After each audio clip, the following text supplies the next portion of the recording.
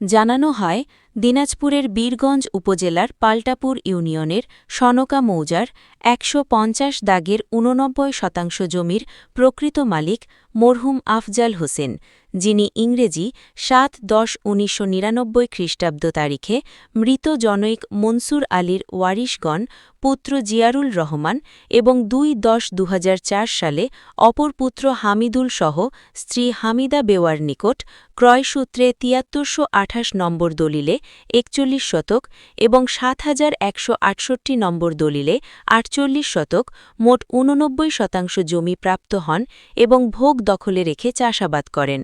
নিজ নামে খাজনা খারিজ এবং সদ্য সম্পন্ন জরিপে আফজাল হোসেন ও তার স্ত্রী আসিয়ার খাতুন নামে খতিয়ান নম্বর ৪৫, মৌজা সনকা, JL ১৭৩, শীট নম্বর ৯৯৯ RS রেকর্ড হয়েছে।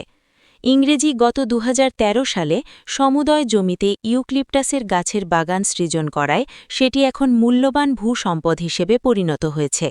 ইংরেজি গত ২০২৩ সালে আফজাল হোসেন মৃত্যুবরণ করেছেন। সঙ্গত কারণে উত্তরাধিকার সূত্রে তার এক কন্যা, ৩ পুত্র ও এক স্ত্রী সমুদয় সম্পত্তির বৈধ মালিক। পুত্র রুজ্জামান কামরু কারাম ও জাহাঙ্গীর আলম ইটালিয়ান প্রবাসী বাংলাদেশী। বড় ভাই মৃত্যুবরণ করছে, অপর ২ ভাই দীর্ঘদিন হতে পরিবার পরিজন নিয়ে ইটালিতে বসবাস করেন। জমির মালিকানা শতভাগ স্বচ্ছ ও নিষ্কণ্ঠক হওয়া সত্ত্বেও এক শ্রেণীর ভূমিদস্যু, টাউট, বাটপার, হিংস্র, অন্যের সম্পদগ্রাসী, হিংসুটে প্রকৃতির ব্যক্তিরা কোনো প্রকার দলিল দস্তাবেজ ছাড়াই বানোয়াট, ভুয়া, চাতুরতামূলক, অগ্রহণযোগ্য কাগজ বলে দলবদ্ধ হয়ে আমাদের বাগানটি বারবার জবরদখলের চেষ্টা চালাচ্ছে। তারা নিজেরা নানা ফন্দি ফিকির ও মিথ্যাচারের মাধ্যমে প্রশাসনসহ সর্বস্তরের মানুষকে ভুল বুঝিয়ে জমি সমেত আমাদের বাগানটি অন্যায়ভাবে গ্রাস করার নীল নকশা তৈরি করেছে।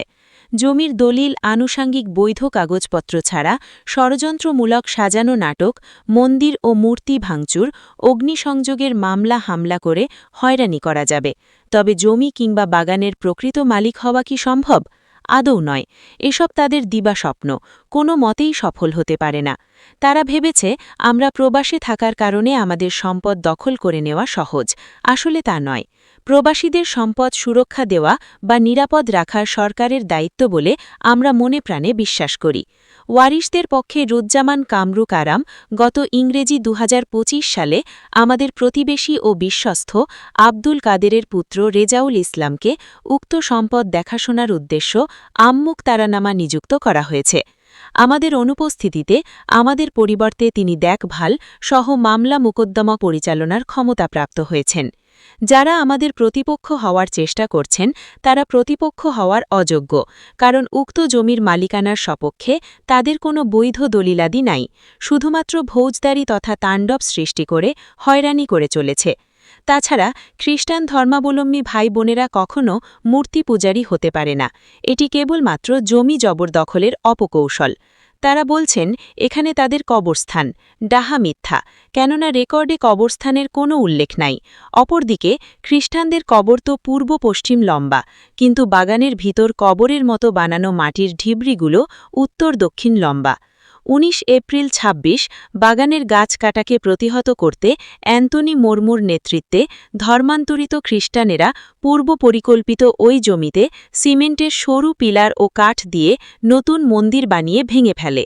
অন্য মন্দিরের পুরাতন মূর্তি এনে ভেঙে ভুট্টা খেতে ফেলে রাখে। নিজেরা বাড়িতে আগুন লাগায়, মারাত্মক বিশৃঙ্খলা তৈরি করে। আমাদেরকে ঘায়েল করতে থানায় মামলা দিয়ে দুজনকে হাজতে বন্দি রাখা হয়েছে। তীব্র প্রতিবাদ ও নিন্দা জানাই।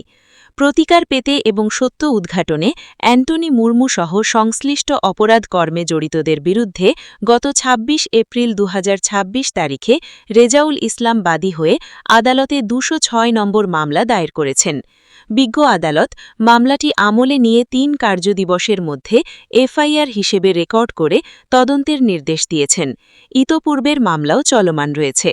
প্রবাসী রুজ্জামান কামরু কারাম ও জাহাঙ্গীর আলমের সম্মতি ও নির্দেশক্রমে সংবাদ সম্মেলনে লিখিত বক্তব্য পাঠ করেন সম্প্রতি দেশে ফেরা প্রবাসী জাহাঙ্গীর আলমের স্ত্রী আঞ্জুয়ারা বেগম সহ অন্যান্যরা।